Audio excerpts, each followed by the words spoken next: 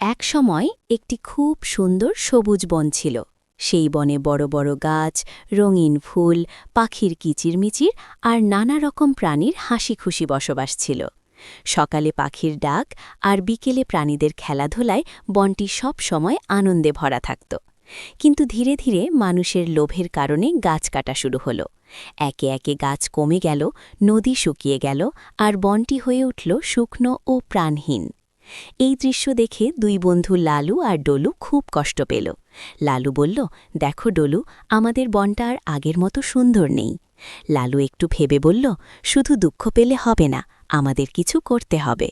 তখন তারা ঠিক করল বনটাকে আবার আগের মতো সবুজ করে তুলবে। লালু আর ডলু তাদের সব বন্ধুদের ডাকল। সবাই মিলে বসে আলোচনা করল। তারা সিদ্ধান্ত নিল নতুন গাছ লাগাবে, নিয়মিত পানি দেবে আর বন পরিষ্কার করবে। শুরুতে কাজটা খুব কঠিন ছিল।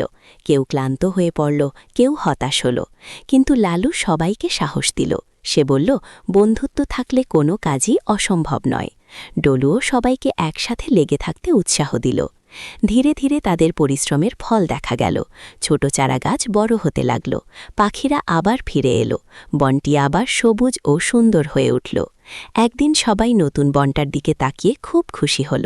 তখন লালু আর ডলু বুঝতে পারল বন্ধুত্ব, সহযোগিতা আর প্রকৃতি রক্ষা করলে বড় পরিবর্তন আনা যায়।